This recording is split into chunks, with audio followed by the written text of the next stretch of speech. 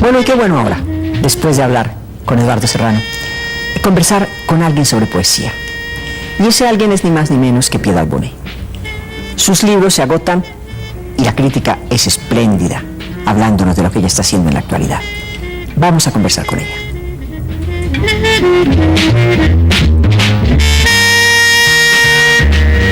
Obviamente, si en nuestro correo especial tenemos a Piedad Bonet, todas las personas que tienen que ver con la cultura, con la poesía en nuestro país, se están imaginando que vamos a hablar de poesía, y con razón. Ganadora de premios importantes como el Hispanoamericano Octavio Paz, como el Premio de Poesía de Colcultura, autora de libros que la han colocado en un primerísimo lugar en la literatura de nuestro país.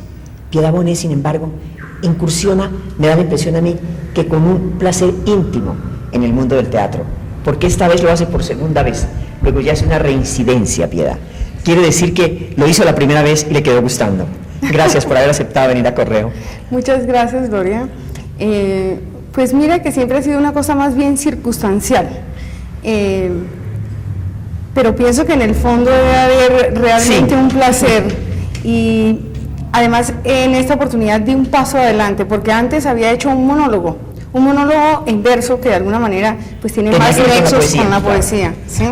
Ahora, Ricardo Camacho emprendió aquí hace ya algún tiempo, por lo menos 18 meses, una experimentación muy interesante, trabajando con 5 de sus actores más veteranos, a partir de sus experiencias más íntimas, de sus vivencias más profundas, y haciendo improvisaciones que luego fueron depuradas y fueron convertidas en acciones teatrales, digamos, donde ya se lograba un cierto distanciamiento, donde no había para nada confesión de hechos personales. Luego esas acciones fueron ensambladas y bueno, hubo ya una especie de obra que fuimos a observar algunos de los amigos del teatro, algunos de los que hemos acompañado siempre al Teatro Libre, y bueno, había una atmósfera muy especial, había unas constantes en escena, y había como un cierto esbozo de personajes y de historia, pero si un espectador desprevenido la viera, probablemente no iba a entender mucho. Sí. Entonces nosotros conversamos eso con Ricardo. Como siempre que uno hace una crítica, entonces se arriesga a que le den un trabajo. Entonces Ricardo me propuso... No había pensado en eso yo, pero es cierto.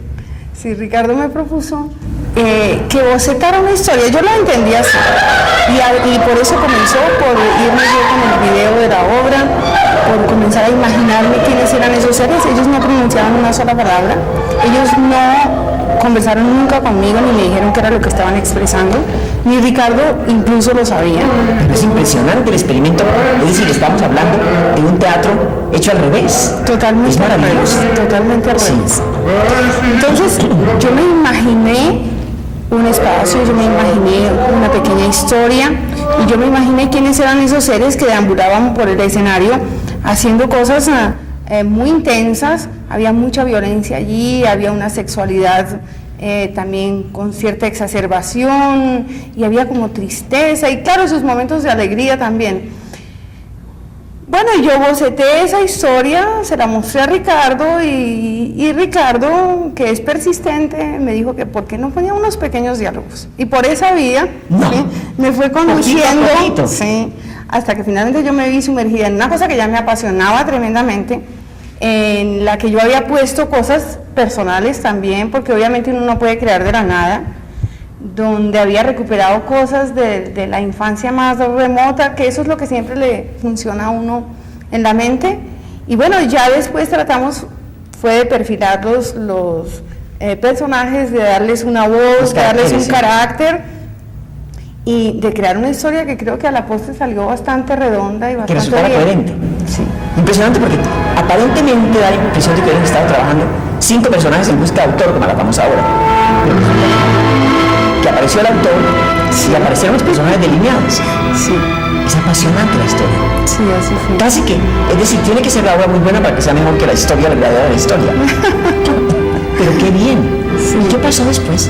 Bueno, pues... Porque la pregunta es, ¿encontraron los actores, al ver las palabras y los caracteres, que era eso lo que ellos habían tenido dentro cuando estaban interpretando? Pues Gloria, ellos dicen que sí y yo tengo que creerles.